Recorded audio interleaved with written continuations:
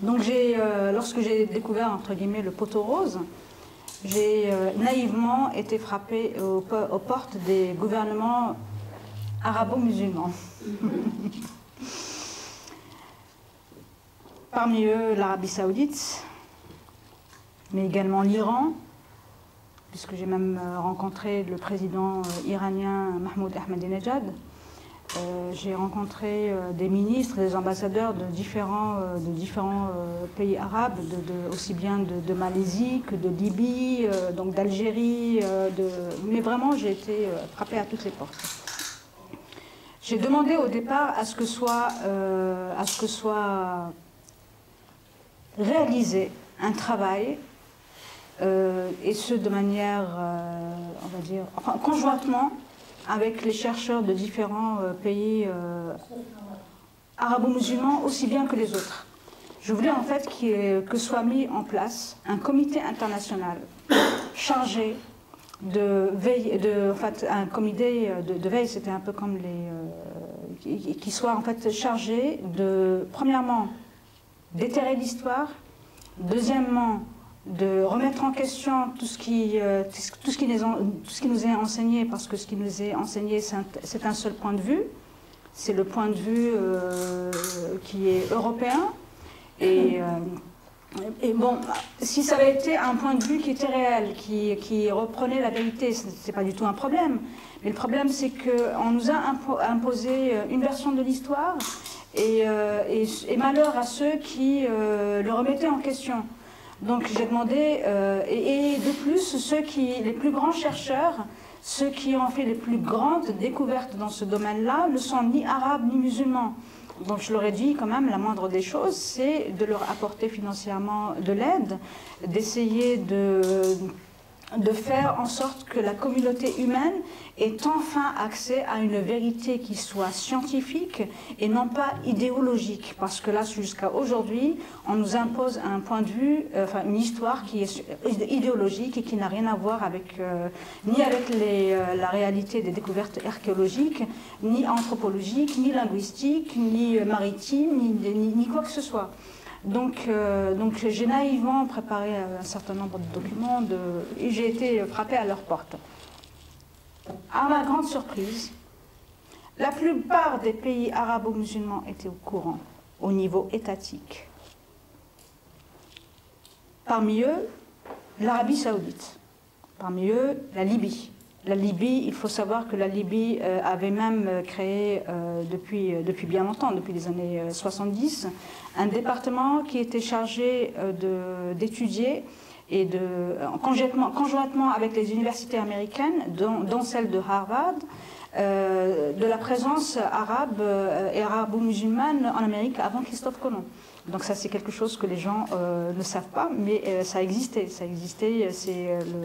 C'était entre autres Kadhafi qui avait donc développé ce département et qui travaillait avec Barifel aussi bien qu'avec les autres. Parce qu'il y a eu une découverte d'un certain nombre de pétroglyphes aux États-Unis, en Amérique donc, et également qui ressemblaient à ceux qui avaient été découverts en Afrique du Nord. Donc il y avait quelque part une preuve qu'il y avait un lien entre les peuples d'Amérique et les peuples d'Afrique. Donc j'ai été frappée à leur porte, ils étaient au courant. Parmi ceux qui étaient au courant, il y a le sultan de Sharjah, des Émirats Arabes Unis, qui est soi-disant un historien. Et vous allez, soi-disant, oui, parce que vous allez comprendre pourquoi est-ce que je le dis soi-disant, et de toute façon, je ne m'en cache pas. Et de toutes les façons, je suis également connue pour ne pas prendre de gants lorsque j'ai quelque chose à dire, je la dis telle qu'elle est. Et je n'ai pas la langue de bois et je ne suis pas une hypocrite. Je ne suis hypocrite ni dans ma relation avec les autres, ni dans ma relation avec l'histoire. L'histoire, j'aimerais simplement la lire telle qu'elle s'est déroulée, et non pas telle qu'on aimerait me l'imposer pour un but qui, de toutes les façons, ne m'intéresse pas et qui est purement idéologique. Donc, l'Arabie Saoudite était au courant. L'Arabie Saoudite, enfin certains membres, on va dire, enfin certaines personnes qui avaient une puissance de frappe financière extrêmement élevée, et avec laquelle j'avais eu une petite réunion et qui a osé en fait me déclarer que premièrement ils étaient au courant et deuxièmement ils ne voulaient pas que je le fasse avec certains pays. Pourquoi?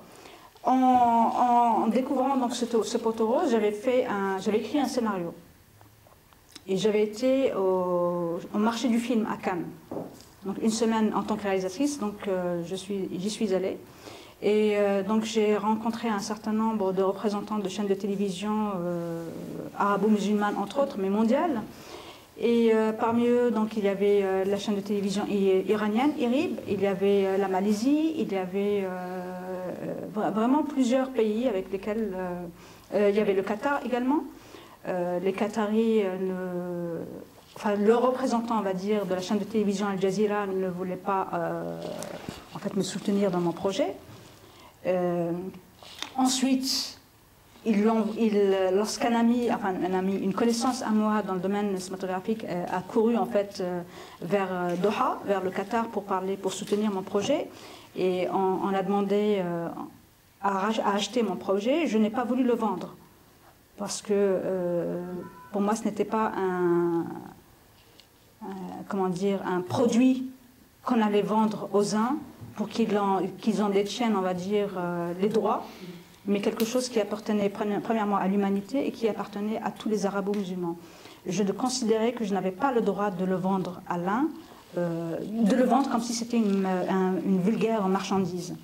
Donc, il m'a appelé de Doha pour me dire comme quoi les Qataris étaient intéressés. Certains Qataris étaient intéressés. J'ai dit, moi, je ne suis pas intéressée. Il m'a dit, réfléchis. Je lui ai dit, c'est tout réfléchi. Si je le vends, je ne sais pas ce qui sera fait encore de cette version de l'histoire. Est-ce qu'on va encore l'enterrer? Parce que qui dit vendre, dit perdre ses droits. Donc le projet n'était pas à vendre. Je leur ai dit, moi, je vous ai demandé de mettre main dans la main et d'essayer de travailler ensemble à reconstruire notre histoire, à essayer de nous réapproprier nos droits historiques et la vérité simplement pour l'humanité, pour les générations futures aussi bien que pour nous. C'est un point extrêmement important. Il m'a dit, je pense que tu vas le regretter. Je lui ai dit, je ne le regretterai pas, je ne veux pas vendre ce projet. Il nous appartient à tous, je n'en ai pas le droit. Donc je l'ai proposé donc, à l'Arabie Saoudite, donc l'Arabie Saoudite qui était au courant. Cet homme, donc, qui, comme je vous l'ai dit tout à l'heure, avait une puissance de frappe extrêmement importante et qui ne voulait pas en fait que les Iraniens participent à ce projet parce que les Iraniens avaient montré de l'intérêt à cette présence arabo-musulmane en Amérique. On a essayé donc de me mettre les bâtons dans les roues, on a essayé même de me convaincre d'abandonner, et j'ai refusé. Je dis c'est pas parce qu'il a de l'argent, entre guillemets, qu'il va m'imposer son point de vue ou de m'arrêter ou d'empêcher tel ou tel pays d'en faire partie. Je veux dire qu'il le veuille ou non en tant que Saoudien, les Iraniens font partie de la civilisation arabo-musulmane. Qu'on soit d'accord ou pas d'accord sur certains plans, ça c'est autre chose, et de toute façon ce n'est pas entre guillemets, ça dépasse entre guillemets mes compétences et je ne cherche même pas à rentrer dans entre guillemets toutes les ambiguïtés qui existent par rapport à cela. Moi ce qui m'intéresse c'est que le nom de Rasulullah sallallahu alayhi wa sallam qui a été retrouvé en Amérique, là où il n'était pas supposé être. Moi, ce qui m'intéresse, c'est une vérité, c'est le fait que les peuples d'Amérique connaissaient Allah et qu'ils se soumettaient à Allah. Pour moi, c'était le plus important. Je veux dire, tout ce qu'il peut y avoir comme désaccord à tort ou pas à tort, c'était pas mon problème. Moi, je voulais que tout le monde sache que l'islam était la religion des peuples d'Amérique. Je voulais qu'on sache que les Arabes étaient en Amérique avant Christophe Colomb et que c'était une grande civilisation et que les Indiens d'Amérique avaient été en grande partie massacrés du fait de leur appartenance à la civilisation arabo-musulmane. Point final. Je veux dire que c'est tout ce qui m'intéresse. Ce qui a pu, entre guillemets, se passer par le passé au niveau politique, ce n'est pas de mon ressort et ça ne me regarde pas jusqu'à un certain point en tous les cas. Donc, les Saoudiens ont essayé de me décourager. Ensuite, il y a eu un certain salon du livre de Paris, dans lequel se trouvait représenté le ministère de la Culture qatari. Et donc, c'était marqué Al-Wizar al-Thaqafa, ou je ne sais plus, en tous les cas, ça concernait la culture. Donc, je suis allée vers le représentant de qatari pour lui dire est-ce que vous seriez disposé à financer, mais à financer, pas à acheter, à financer un projet qui a pour objectif d'enseigner par le jeu. Parce que j'avais mis en place aussi un jeu de société dans lequel on reprenait toute l'histoire de la civilisation arabo-musulmane pour les débutants, ceux qui possédaient des connaissances à peu près moyennes, et pour ceux qui avaient des connaissances, on va dire, supérieures. Je lui ai dit, voilà, c'est un projet, j'aimerais bien que vous le financiez. Je ne parlais plus du film, je parlais du jeu. Ah, mais madame, c'est un projet culturel. Je lui dis, bah oui, là, dans votre affiche, vous marquez Wizard al-Thaqafa, ministère de la Culture. Ah oui, mais c'est un projet culturel et nous, on ne finance pas. J'ai, mais vraiment, mais halluciné. Enfin, je vous passe les détails, parce qu'il y a des détails vraiment assez scandaleux par rapport. Mais on a eu une conversation assez musclée, mais intellectuellement musclée. Mais là, je leur ai mis de façon... il viendra un jour où vous allez comprendre que vous avez eu tort. Ce n'est pas parce que vous allez refuser, on va dire, de financer une vérité historique que vous allez loin. Je ne me suis pas trompée. Et l'histoire, entre guillemets, a prouvé que... Il a dû probablement se rappeler de moi. Enfin, je ne vais pas vous en parler, ce n'est pas le but. Donc, je suis donc allée également en Iran. J'y étais invitée pour des festivals de films et également pour présenter mon projet. Donc, celui qui m'a reçu et celui qui était supposé soutenir ce projet était le fameux réalisateur iranien qui a réalisé la série télévisée sur Youssef alayhi salam. Je ne sais pas si vous connaissez cette série. Oui, c'est une vidéo en fait sur l'histoire de Joseph alayhi salam. Et donc ce réalisateur et producteur m'a reçu avec un autre réalisateur qui souhaitait en fait collaborer avec moi, qui était d'un pays arabe, collaborer avec moi à la réalisation du film documentaire. Malheureusement, on a voulu m'imposer comme premier réalisateur un Iranien. Et on a décrété que parce qu'il était un homme et parce qu'il était iranien, et parce qu'en fait, ils étaient, entre guillemets, prêts à financer, c'est lui qui allait prendre, entre guillemets, le projet. J'ai refusé. Je leur ai tout simplement répondu, vous me dites que parce que c'est un homme, il va pouvoir réaliser le film, il va plus avoir de compétences pour réaliser le film. Mais où étaient les hommes lorsque moi j'étais en train de faire des recherches sur la civilisation arabo-musulmane pour découvrir le poteau rose? Je vous le dis, vous êtes des hommes pour la plupart qui êtes dans cette salle. Pourquoi est-ce que les hommes auraient le droit de réaliser ce film alors que moi-même je suis réalisatrice et moi je serais, entre guillemets, la seconde réalisatrice? Comme on dit en arabe, enfin en tous les cas les Algériens disent là m'appartient, mais moi je monte à l'arrière. Alors que je me suis battue, et que je me suis battue comme 10 hommes pour ce projet de vérité historique. Donc ensuite ils m'ont dit oui, et ensuite j'étais supposée revenir en France et ils devaient financer avec d'autres, mais ils n'ont pas financé. Et il s'est avéré en fait que ce réalisateur iranien avait même demandé à une scénariste française que j'allais revoir par hasard par la suite, si elle pouvait lui préparer un scénario sur l'histoire de la présence arabo-musulmane en Amérique. Donc les uns essaient de me décourager, les autres me menacent, les autres essaient de me voler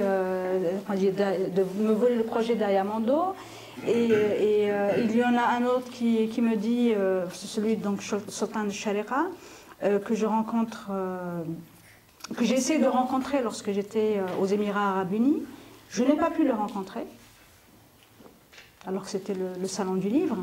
On m'en a empêché, j'ai même demandé, alors que je me trouvais à l'université de Sharjah, à rencontrer j'ai rencontré le directeur, soi-disant, du département qui était chargé des sciences arabo-musulmanes. Et lorsque j'ai parlé de ce jeu, il m'a dit, bah justement, le sultan de Sharjah aimerait en fait développer un jeu composé de 300 à 400 questions sur l'histoire de la civilisation arabo-musulmane, sur l'histoire des sciences. Ah ben je lui ai dit, j'ai préparé plusieurs milliers de questions pour mon jeu. Ah, il m'a dit, je suis vraiment intéressé. Et donc, lorsque j'ai commencé à lui parler de la navigation, il m'a tout de suite arrêté. On ne parle pas de choses qui fâchent. Donc ça, c'était assez choquant aussi.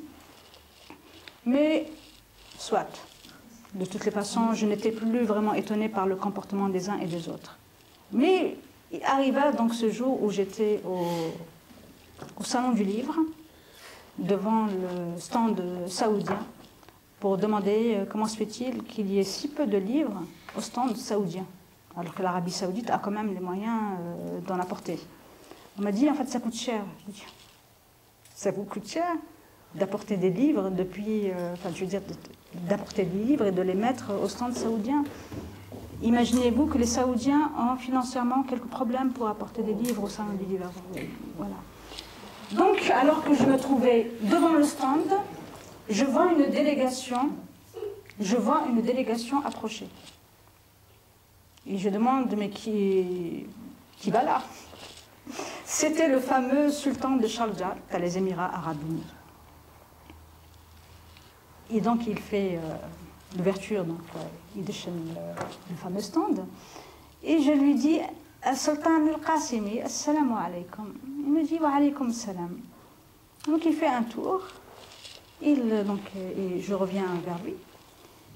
Et je lui dis, comment se fait-il que personne, au niveau des gouvernements arabo-musulmans, ne s'inquiète de l'histoire de la civilisation arabo-musulmane et ne fait rien pour l'histoire de la civilisation arabo-musulmane. Il m'a dit, ah bon, pourquoi? Je lui dis, la présence des arabo-musulmans en Amérique, avant Christophe Colomb, et la découverte du nom du messager d'Allah, alayhi salatu wassalam, sur le continent américain datant du 1er siècle de l'Hégire. Pourquoi est-ce que pourquoi ne financez-vous pas l'histoire, les chercheurs, pour qu'ils travaillent à cela? Vous savez ce qu'il m'a répondu? Ah, parce que vous travaillez avec l'espagnol? Je lui dis, quel espagnol? Il parlait de qui? Il parlait en réalité d'une personne qu'il avait rencontrée 30 ans plus tôt, qu'on appelle la princesse rouge, qui est une descendante d'Henri IV, qui, elle, a écrit un livre sur la découverte de l'Amérique par les arabo-musulmans et sur le fait que les Espagnols avaient exploité les connaissances des arabo-musulmans pour se retrouver en Amérique et que toute l'histoire de Christophe Colomb n'était qu'un véritable mensonge. Donc c'est une Espagnole de l'aristocratie espagnole qui écrit sur le sujet, et lui, qui est sultan d'un pays arabe, n'a rien fait à ce sujet. 30 ans, pendant 30 ans. Donc je lui donne ma carte, qu'il remet à son protocole, et il me dit, on va vous contacter.